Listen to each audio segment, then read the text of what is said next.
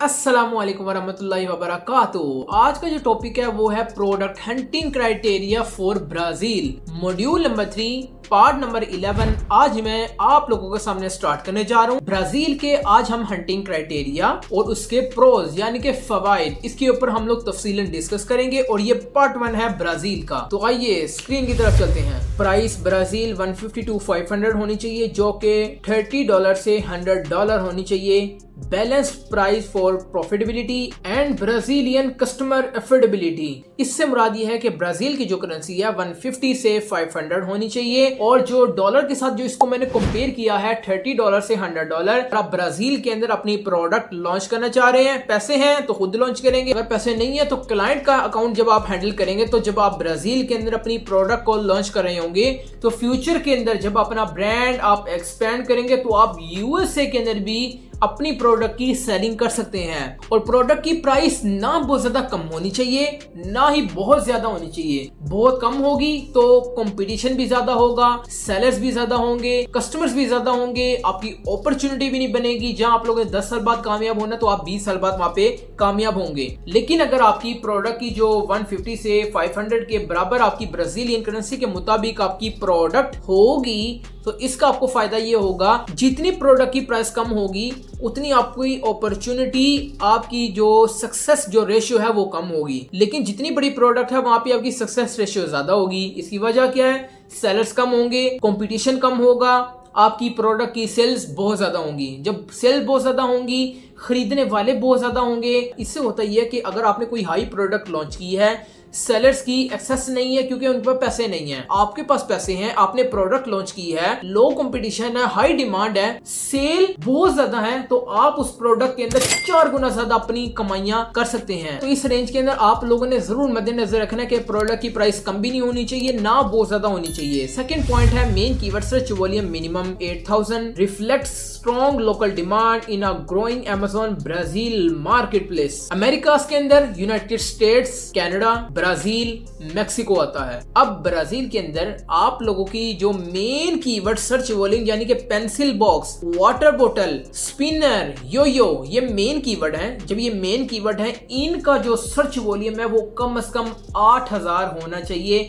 इससे कम हुआ तो आपने उस प्रोडक्ट को नहीं लेना, क्योंकि कम सर्च वॉल्यूम में कौन खरीदने वाला है? ये सर्च वॉल्यूम हमें यही बताता है कि इसको लोग सर्च करते हैं। तो कम से कम 8000 की गुंजाइश है। 8000 से नीचे हुआ तो आप लोगों ने इस प्रोडक्ट के अंदर नहीं जाना। अगर शुगर के अंदर चले गए, आपको फ्यूचर के अंदर ये नुकसान होगा कि आप कहेंगे कि यार ये खरीदने वाला कोई नहीं है और ये बहुत लॉन्ग टर्म प्रोडक्ट है। लेकिन लॉन्ग टर्म प्रोडक्ट होने के साथ साथ मैं स्टॉक मंगवाता हूं तो 4-4 महीने 8-8 महीने पड़ा रहता, कोई खरीद ही नहीं रहा मेरे से, कौन खरीदेगा? आपने सर्च वॉल्यूम की तरफ तवज्जो नहीं की। तो सर्च वॉल्यूम के अंदर आप लोगों को जरूर एक बात बताई जाती है कि यूएसए, यूके, कनाडा, ये ऐसे कंट्रीज हैं इनका minimum main keyword search volume वो 15,000 होना चाहिए कम से कम। तो इसके अंदर आप लोगों को इतनी छूट दे दी जाती है ब्राजील के अंदर, जो कि अमेज़न यूनाइटेड स्टेट्स के साथ लिंक करता है। 8000 से कम नहीं होना चाहिए, 8000 से ज्यादा हो तो सुभान अल्लाह। थर्ड पॉइंट है in top 15 70% of sellers must have 4.3 और high rating, flexible if your product is better, shows quality competition but still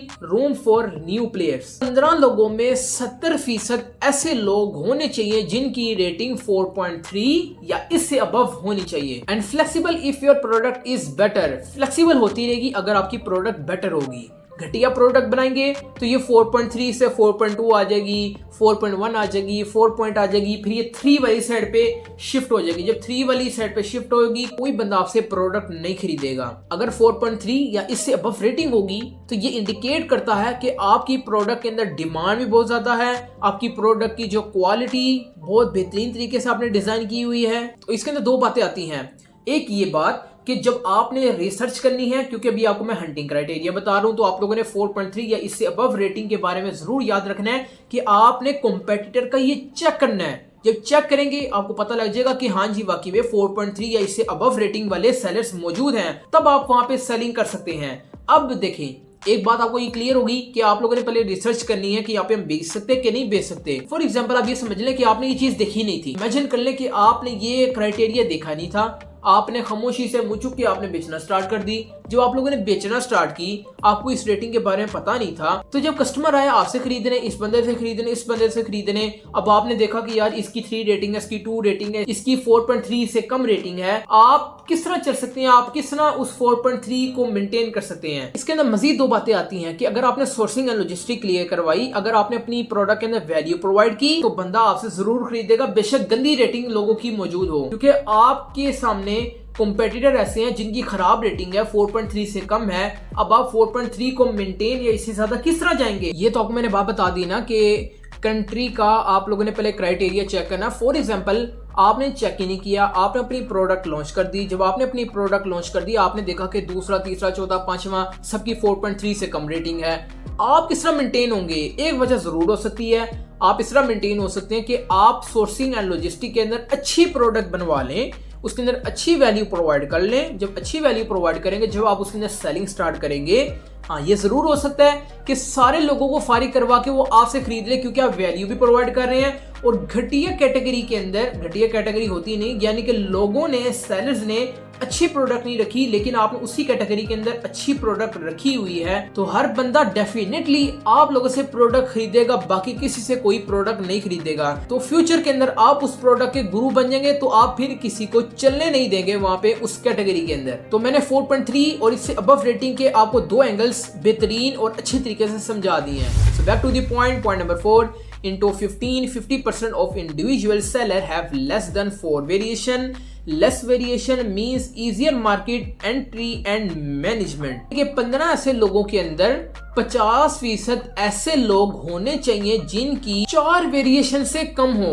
अब वेरिएशन क्या होती है? Colours red, blue, green, yellow, T shirt small, medium, large, XL large, flavours chocolate, vanilla, blueberry, strawberry, whatever, कोई भी चीज आप इसके अंदर इमेजिन कर सकते हैं। कैटेगरीज है ना, वेरिएशंस हैं। तो इसके अंदर टॉप 15 के अंदर 50% ऐसे सेलर्स हुए जिनकी 4 वेरिएशन से कम है, तो आप वहां पे एंट्री आसानी से ले सकते हैं। अब जाहिर सी बात है, जिसकी वेरिएशन ज्यादा है तो आपको खुद ही पता होना चाहिए कि वो बड़ा ब्रांड है, जब बहुत ज्यादा पैसा तो वो आपको वहां पे नहीं चलने देगा। तो आपको इस एंगल से भी मैंने आपको समझा दिया है। वेरिएशन के बारे में आप लोगों ने जरूर मद्देनजर रखना है कि वेरिएशन ज्यादा ना हो। अगर कम होंगी तो आपकी अपॉर्चुनिटी डिमांड बहुत ज्यादा बढ़ जाएगी। Point number 5, average monthly revenue must be minimum Brazil 20,000 से 40,000 होना चाहिए, जो कि डॉलर के साथ अगर इसको कंपेयर किया जाए तो 4,000 से 8,000 डॉलर बनते हैं। Indicates product has solid and sustainable performance. अब मंथली रेवेन्यू के अंदर आप लोगों ने जरूर एक बात याद रखनी है कि ब्राजीलियन करेंसी के मुताबिक आप लोगों की जो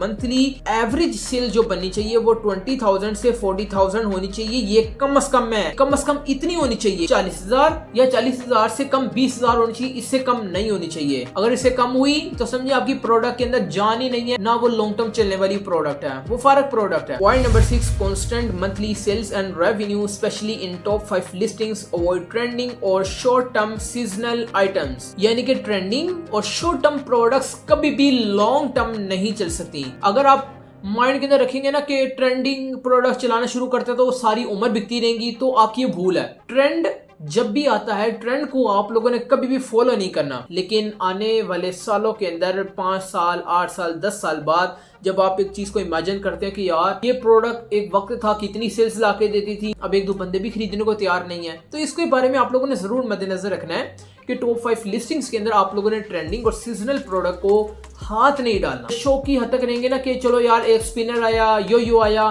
चलो अब हम इसको सारी उम्र बेचते रहेंगे, तो सर कोई नहीं खरीदने वाला। कोई ऐसी सॉलिड मजबूत चीज को बेचें, लॉन्ग टर्म चीज को बेचें, होम एंड किचन कैटेगरी के अंदर चले जाएं। कोई भी ऐसी लॉन्ग टर्म प्रोडक्ट के अंदर आप हाथ डालेंगे और उसको बेचना स्टार्ट करेंगे, यानी कि नाइफ सारी उम्र बिकने वाली है, fork, spoon, T shirt, whatever कुछ भी आप इसके अंदर ऐड कर सकते हैं प्रोडक्ट को। ये लॉन्ग टर्म चीजें हैं। जब लॉन्ग टर्म प्रोडक्ट्स हैं, हर बंदे के इस्तेमाल में आती हैं, हर बंदे की उसके अंदर एक्सेस मौजूद है, तो कभी भी थकी हुई और डेड प्रोडक्ट के अंदर आप लोगों ने शामिल नहीं होना, ना ही उसके अंदर अपना पैसा इन्वेस्ट करना है और ना ही सेलर का होने देना है। Point number 7, reviews in top 10 sellers should not be more than 300+ for 4 sellers. Avoid oversaturated niches dominated by legacy listings. Top 10 sellers के अंदर 4 से ज्यादा 300 प्लस रिव्यूज हैं, तो आपने उस प्रोडक्ट के अंदर नहीं जाना, क्योंकि अगर जाएंगे उसके अंदर बहुत ज्यादा कंपटीशन होगा और वो बहुत ज्यादा ओवर सैचुरेटेड नीश कंसिडर की जाएगी। अब जाहिर सी बात है जिसके रिव्यूज आता है,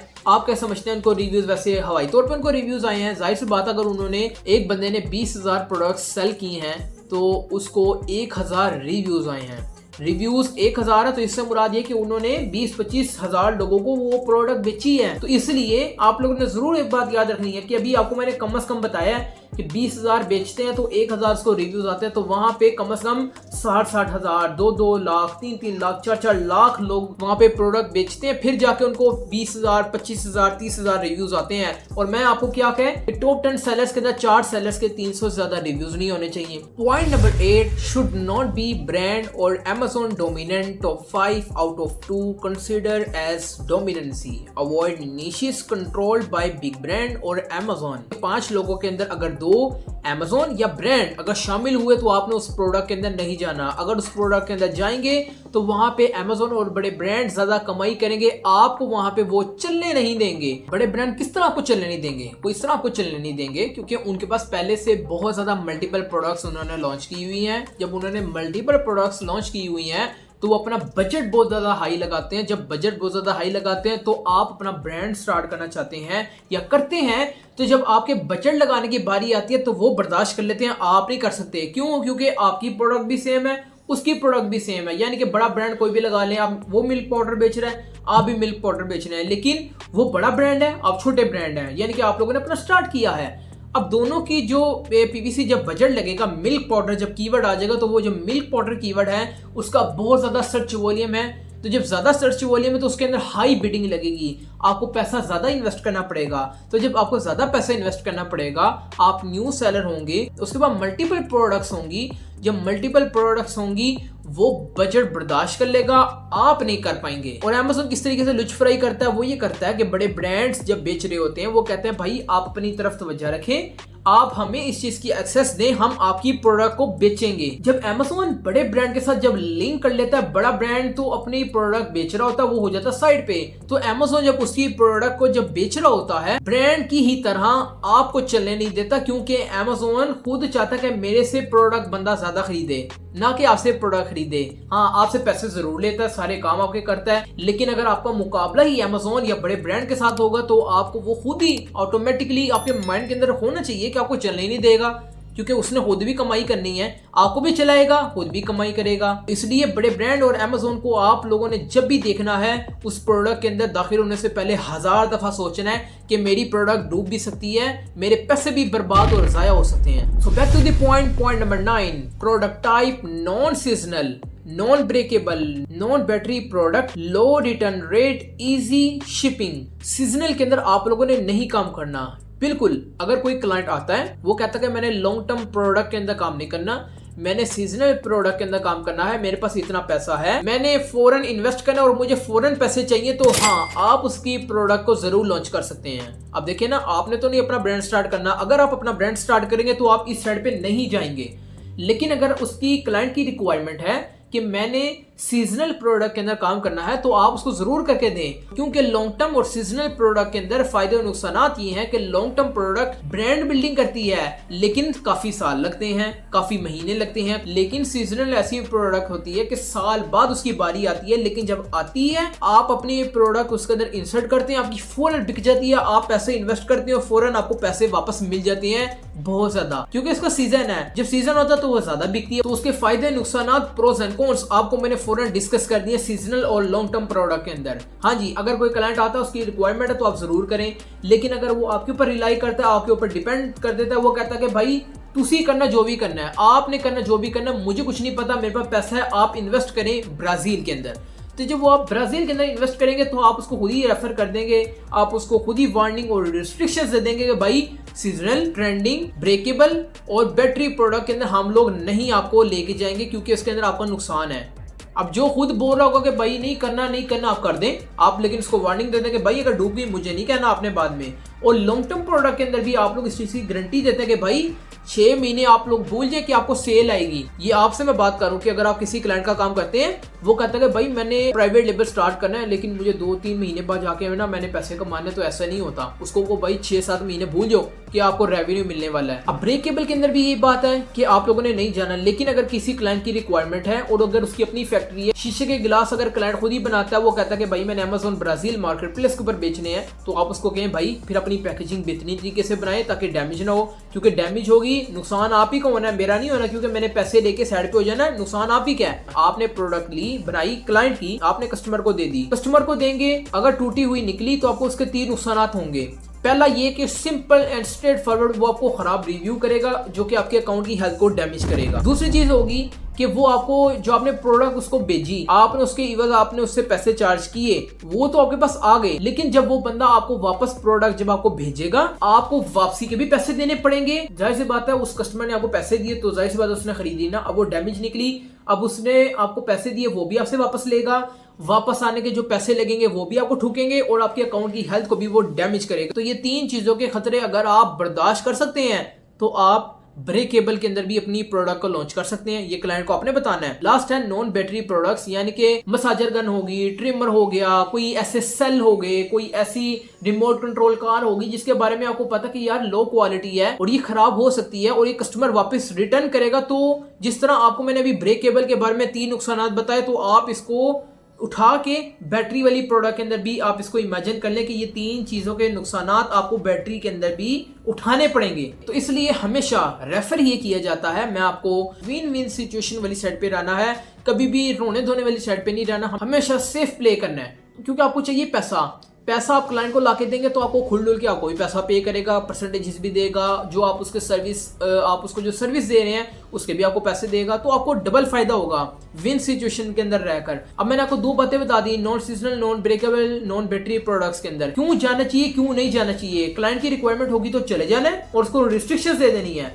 अगर वो कहेगा कि भाई आपके ऊपर रिलाई करता हूँ, आपके ऊपर डिपेंड करता हूँ मैं कि आप ही इन्हें प्रोडक्ट चलानी है, तो आप उनको तीनों चीजों के अंदर एंट्री नहीं दिलवाएंगे। So back to the point number 10, minimum relevant keywords atleast 15 to 20 Portuguese keywords ensure organic growth potential through keyword ranking. इससे मुराद ये है कि मिनिमम ऐसे रेलिवेंट पुर्तगीज कीवर्ड्स होने चाहिए कम से कम 15 से 20 ब्राजील मार्केट प्लेस के अंदर, ताकि आप अपनी प्रोडक्ट को ज्यादा एक्सपेंड कर सकें, ज्यादा लोगों के सामने दिखा सकें। अब आपको मैं 2 बातें बताता हूँ। इंग्लिश इंटरनेशनल लैंग्वेज है, सारे के सारे कंट्रीज के अंदर चलती है, वो आपको पता है और आप उसको अच्छी तरीके से हैंडल और टैकल कर सकते हैं। स्पेनिश कीवर्ड से मुराद ये है कि अगर आप स्पेनिश कीवर्ड उसके अंदर एंटर करेंगे ब्राजील मार्केट प्लेस के अंदर, यानी कि 2 लैंग्वेज को एंटर करवाएंगे, इंग्लिश तो आपको आती है और आप उसको आसानी से हैंडल कर सकते हैं और आसानी से समझ सकते हैं, लेकिन ब्राजील कीवर्ड के बारे में आपका समझना ये जरूरी है कि आप लोग गूगल ट्रांसलेट के जरिए इससे हेल्प लेंगे। पुर्तगीज कीवर्ड्स गूगल ट्रांसलेट के जरिए आप उससे हेल्प लेंगे। हेल्प लेने के बाद आप ब्राजील मार्केट प्लेस के अंदर इंग्लिश प्लस पुर्तगीज कीवर्ड जब आप एंटर करवाएंगे, आपकी जो प्रोडक्ट की सेल है वो ज्यादा बढ़ना शुरू हो जाएंगी। जिसको इंग्लिश समझ आती होगी तो वो भी आपसे प्रोडक्ट खरीद लेगा, जिसको पुर्तगीज लैंग्वेज समझ आती होगी, जिसकी उसके अंदर एक्सपर्टीज होंगी, जो उस नेटिव लैंग्वेज को समझता होगा, यानी कि जो उस मुल्क के अंदर रहता होगा, तो वो आसानी से वो आपसे वो प्रोडक्ट खरीद लेगा आसानी से। और अगर ब्राजील के अंदर खास तौर पे इंग्लिश के अंदर काम किया होगा, पुर्तगीज कीवर्ड्स के अंदर काम नहीं किया होगा, तो आप लोगों को नुकसान ये होंगे जब आप पीपीसी की साइड पे आएंगे, अपनी कैंपेन्स चलाएंगे। जब कैंपेन्स चलाएंगे, आप कैंपेन्स चलाएंगे, तो इसका सिंपल एंड स्ट्रेट फॉरवर्ड आपको ये नुकसान होगा कि जिस बंदे ने आपसे जो प्रोडक्ट खरीदनी होगी उसको समझ ही नहीं आएगी, उसको क्योंकि उसको लैंग्वेज के बारे में पता ही नहीं होगा। अव्वल होता नहीं है, क्योंकि इंग्लिश भी समझते हैं, पुर्तगीज भी समझते हैं, लेकिन अगर आपने अपनी प्रोडक्ट की सेल्स को ज्यादा बढ़ाना है तो आपको ये कीवर्ड्स दाखिल करवाने पड़ेंगे। फॉर एग्जांपल, मैं पंजाब से ताल्लुक रखता हूँ, लाहौर से मेरा ताल्लुक है। अब मैं इंग्लिश हो, पंजाबी हो, उर्दू हो, इन तमाम लैंग्वेज के अंदर ज्यादा कंफर्टेबल पंजाबी के अंदर हो जाऊंगा, उर्दू के अंदर हो जाऊंगा, लेकिन हालांकि मेरी इंग्लिश के अंदर एक्सपर्टीज है, लेकिन मेरी उर्दू पंजाबी नेटिव लैंग्वेज है, बिलिंगुअल लैंग्वेज है। इंग्लिश के अंदर बेशक मेरी एक्सपर्टीज है, लेकिन बिलिंगुअल और नेटिव उर्दू और पंजाबी लैंग्वेज है। तो इससे मुझे फायदा ये होगा कि मैं कंफर्टेबल ज्यादा उर्दू और पंजाबी के अंदर होऊंगा, ना कि इंग्लिश में। आम अगर मैं किसी शख्स से बात कर रहा हूँ 1 to 1, लेकिन अगर मैं गोले से बात करूं तो मैं कंफर्ट इंग्लिश में होऊंगा, उर्दू और पंजाबी के अंदर नहीं होऊंगा।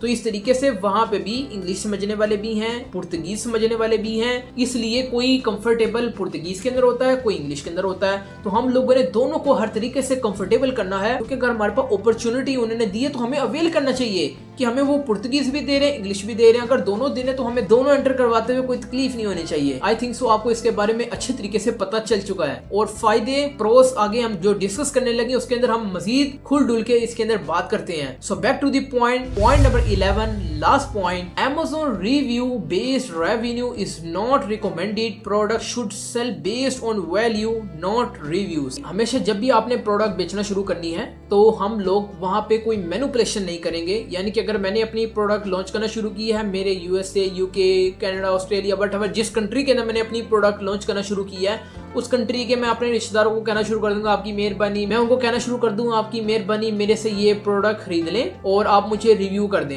Amazon की नजरों के अंदर ये मैनिपुलेशन है। Amazon की तरफ से फुल रिस्ट्रिक्शंस हैं। हाँ, ये जरूर आप कर सकते हैं, अपनी ब्रांड रजिस्ट्री करवाएं, Amazon का वाइन प्रोग्राम चलाएं। वाइन प्रोग्राम के जरिए आपको थोड़ा गिव अवे करना पड़ता है, लोग आपसे प्रोडक्ट खरीदेंगे, खरीदने के बाद आपको ऑर्गेनिक, ओरिजिनल, आपको ईमानदारी से वो आपको रिव्यू करेंगे। ये भी नहीं होगा कि अगर आपकी प्रोडक्ट खराब हुई तो आपको अच्छा रिव्यू करेंगे, वो आपको खराब रिव्यू करेंगे। वाइन प्रोग्राम के अंदर भी ये चीज आप लोगों ने जरूर मद्देनजर रखनी है कि अपनी प्रोडक्ट के अंदर क्वालिटी ऐसी पैदा करनी है कि अगर मैं किसी अपने को दूं या गैर को दूं, इतनी बेहतरीन क्वालिटी होनी चाहिए, हर बंदा खरीदे, खुश हो और आपका रिपीट कस्टमर बने। अब वो आपसे बार बार प्रोडक्ट खरीदता चला जाएगा। और उसी से अगर उसका यार पूछता कि यार आपने ये प्रोडक्ट कहाँ से खरीदी, वो कहेगा कि यार मैंने ब्राजील मार्केट प्लेस के अंदर अमार से खरीदी है। अब वो रेफर करता चला जाएगा, क्यों? क्योंकि मैंने अपनी प्रोडक्ट के अंदर क्वालिटी पैदा की है, मैंने वैल्यू प्रोवाइड की है। तो जब वैल्यू प्रोवाइड की है तो हर बंदा मेरे से खरीदेगा। तो इसलिए इसके अंदर ये बताया जा रहा है कि रिव्यूज की गेम के अंदर आप लोगों ने नहीं आना,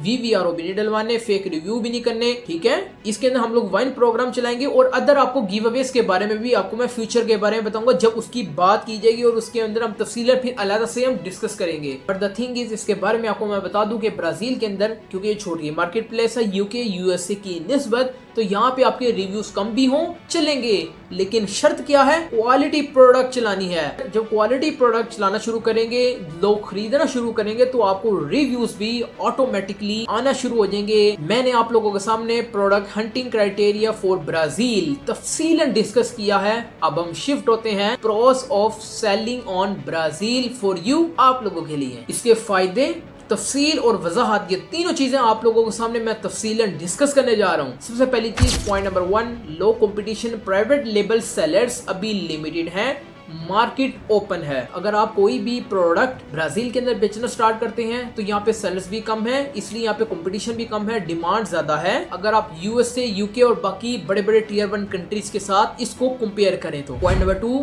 fast growing e commerce market, Brazil की ऑनलाइन शॉपिंग बूम पे है, ईयरली ग्रोथ हाई है। Point number 3, less saturated niches, category जहां कंपटीशन यूके या यूएसए से कम है। वही बात जो भी आपको मैंने पहले बताई कि जितना बड़ा कंट्री है वहाँ पे उतने ज्यादा सेलर्स हैं, जितने ज्यादा सेलर्स हैं वहाँ पे उतना ज्यादा कंपटीशन है, तो जितना ज्यादा कंपटीशन है वहाँ पे ऑटोमेटिकली उतनी ज्यादा डिमांड है, तो जितनी ज्यादा डिमांड है तो जाहिर सी बात है कस्टमर्स भी ज्यादा होंगे। तो यूके यूएसए की निस्बत ब्राजील का आपस में मुकाबला बनता नहीं है। तो जब बनता नहीं है, वो बड़ी मार्केट है, ब्राजील की निस्बत ज्यादा देर पहले लॉन्च हुई, तो जब ज्यादा देर पहले लॉन्च हुई तो इसके अंदर मुकाबला हम नहीं कर सकते। अलबत्ता ये आपको मैं जरूर इस चीज के बारे में बताना चाहूंगा कि अगर आप फ्रीलांसर देख रहे हैं, सर्विस प्रोवाइडर देख रहे हैं, तो आपने सेलर को इस चीज के बारे में जरूर बताना कि भाई आपका बजट कितना है, आपकी प्रोडक्ट की प्राइस कितनी होनी चाहिए, आप किस मार्केट प्लेस के अंदर काम करना चाह रहे हैं। आप as a freelancer, as a service provider, आप सेलर से ऑटोमेटिकली पूछते हैं और पूछेंगे कि आपका बजट कितना है, आप कौन से कंट्री के अंदर अपना काम करना चाह रहे हैं, आपने कौन सी प्रोडक्ट आपको पसंद है या आप लॉन्च करवाना चाह रहे हैं। तो जब वो आपको बजट बता देगा, फिर आपने बताना कि भाई आप इस कंट्री के अंदर काम नहीं कर सकते, आप ब्राजील के अंदर काम कर लें। तो जब ब्राजील के अंदर काम करेंगे तो आप लोगों ने उसको ये लाइन भी आप बताएंगे कि भाई यूएसए, यूके और ब्राजील का कोई कंपटीशन नहीं है। 4th point, Portuguese language advantage,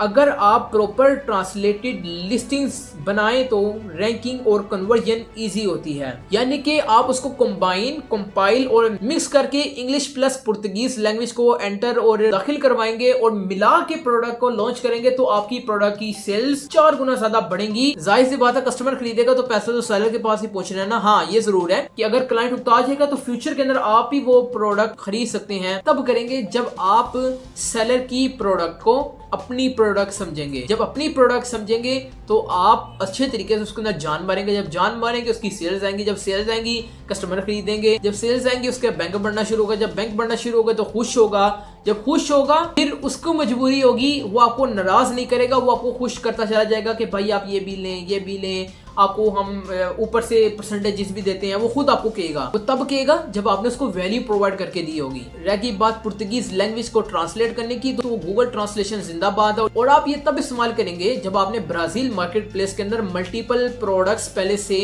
launch की होंगी। अगर शुरू की प्रोडक्ट लॉन्च की होगी, आपको इंग्लिश के बारे में कंप्लीट पता है क्योंकि आपने यूएसए यूके के अंदर तो पहले काम किया हुआ था, तो ब्राजील के ऊपर करने की बारी आई है। कस्टमर के कहने पे आप ब्राजील मार्केट प्लेस के अंदर आए हैं, काम स्टार्ट करना चाह रहे हैं, तो आप लोगों ने सिंपली बगैर किसी उलझनों के, बगैर अपना सर खपाने की बजाय आपने Upwork, Fiverr, freelance marketplaces के ऊपर आने के बाद आप लोगों ने कोई उधर का नेटिव ट्रांसलेटर हायर करना है। वो आपके साथ मिलके वो प्रोडक्ट जब लॉन्च करेगा, एक दफा हो जाएगा, 2 दफा हो जाएगा, हर दफा तो नहीं होगा क्योंकि आपको भी इस चीज के बारे में कंप्लीट तजर्बा मिल जाएगा। तो कोई भी प्रोडक्ट ब्राजील के अंदर आप सेल कर सकते हैं। Point number 5, PPC rates reasonable है, एड्स की कॉस्ट यूएसए से कम है। So back to the point number 6, Amazon logistics FBA यानी कि fulfilment by Amazon Brazil reliable है। फुलफिलमेंट का सिस्टम तेजी से इंप्रूव हो रहा है। मैंने आप लोगों के सामने ब्राजील का हंटिंग क्राइटेरिया, उसके प्रोज यानी कि फायदों के ऊपर हम लोगों ने तफसीलन डिस्कस किया है।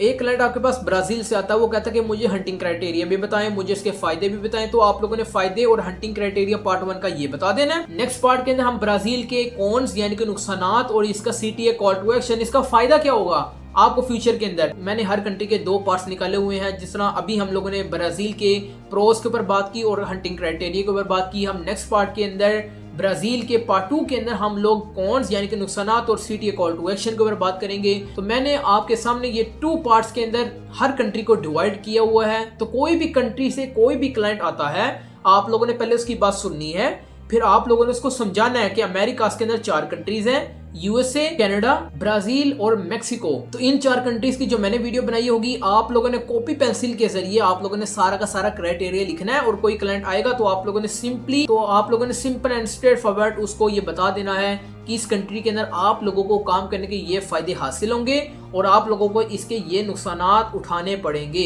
वीडियो अगर पसंद आई है तो चैनल को सब्सक्राइब कर दें, वीडियो को लाइक कर दें, आगे लोगों को शेयर कर दें। मुझे आप अपनी दुआओं में खुसूसी तौर पे याद रखिए। अल्लाह पाक आप लोगों को कामयाब करे।